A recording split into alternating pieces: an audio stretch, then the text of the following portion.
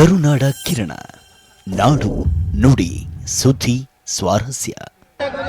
ಹೌದು, ಇವತ್ತು ನೋಡಿದೆ ನಾನು. ಪಾಪ ನಮ್ಮ ಬಿಡದಿ ಭಾಗದಲ್ಲಿ GBIT greater Bengaluru integrated township project ಮಾಡಕ್ ಹೊರಟಿದಾರಲ್ಲ, ಇಷ್ಟೆಲ್ಲ ಮೊನ್ನೆ ಕುಮಾರಣ್ಣ ಅವರು ಕೂತ್ಕೊಂಡು ಪ್ರೆಸ್ ಅಡ್ರೆಸ್ ಮಾಡಿ, ದೇವೇಗೌಡರು ಸಾಹೇಬರು ಪ್ರೆಸ್ ಅಡ್ರೆಸ್ ಮಾಡಿದ ಮೇಲೆ ಒಳಗಡೆ ಈಗ ತಳಮಳ ಶುರುವಾಗಿ ಇವತ್ತು ಒಂದು 30 ಜನವೋ 40 ಜನವೋ ರೈತ ಮುಖಂಡರು ಅಂತ ಕರೆಸಿದ್ರಲ್ಲ ಸರ್. ಡೆಲ್ಲಿ ನಮ್ಮ ಬೆಂಗಳೂರಲ್ಲಿ ನೋಡಿದ್ರ ಅವ್ರ ಕಚೇರಿಲಿ ರೈತ ಮುಖಂಡ್ರ ಮುಖವ ಅದು ರೈತರ ತರ ಕಂಡ್ರ ಅವರು.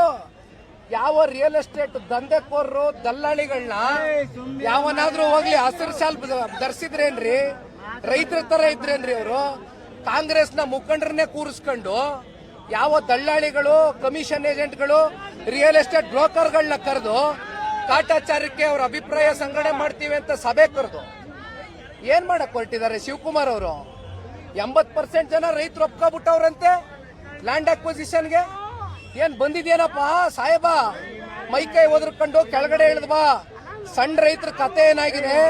10 ಗುಂಟೆ 15 ಗುಂಟೆ 20 ಗುಂಟೆ ಜಮೀನನ್ನ ಇಟ್ಕೊಂಡು ಹೈನುಗಾರಿಕೆ ಮಾಡ್ಕೊಂಡು ಕೊನೆಗೆ ಗೌರವಿತವಾಗಾದ್ರೂ ಹಸುನೋ ಕುರಿನೋ ಮೇಕೆನೋ ಸಾಕೊಂಡು ಜನ ಅಲ್ಲಿರ್ತಕ್ಕಂಥ ಸಣ್ಣ ರೈತರು ಬದುಕ್ತಾವ್ರೆ. ಅವ್ರ ಹೊಟ್ಟೆಗೆ ಕನ್ನ ಹಾಕೋದು ಬೇಡ. ಮತ್ತಿನ್ಯಾವನಿಗೋ ಕೋಟಿ ಕೊಡ್ತೀನಿ, 2 ಕೋಟಿ ಕೊಡ್ತೀನಿ, 3 ಕೋಟಿ ಕೊಡ್ತೀನಿ ಅಂತ ಬೆಂಗಳೂರಿಂದ ಬಂದು ಯಾರ್ಯಾರೋ ಪಾಪ ಇನ್ವೆಸ್ಟ್ ಮಾಡಿ ಜಮೀನ್ ಇಟ್ಕೊಂಡಿದಾರಲ್ಲ, ಯಾರ್ಯಾರ್ದು ಹೆಸರಲ್ಲಿ ಇನ್ವೆಸ್ಟ್ಮೆಂಟ್ ಮಾಡ್ಕೊಂಡು ಇಟ್ಕೊಂಡವ್ರಲ್ಲ ಇವರು. ರಿಯಲ್ ಎಸ್ಟೇಟ್ ದಂಧೆಕೋರರಿಗೆ ಅನುಕೂಲ ಮಾಡ್ಕೊಡಕ್ಕೇನ್ರಿ ಇದು? 80% ಜನ ಒಪ್ಕೊಬಿಟ್ಟವ್ರ?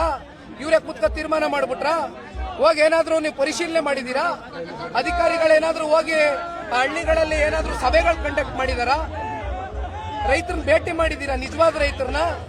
ಸಣ್ಣ ರೈತರ ಸಂಕಷ್ಟ ಗೊತ್ತಿದ್ಯಾ ಅವ್ರಿಗೆ?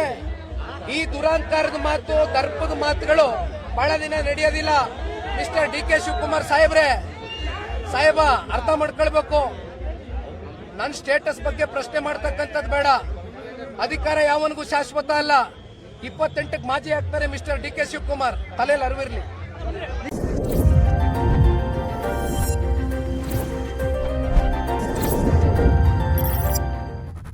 ಕರುನಾಡ ಕಿರಣ, ನಾಡು ನುಡಿ ಸುದ್ದಿ ಸ್ವಾರಸ್ಯ.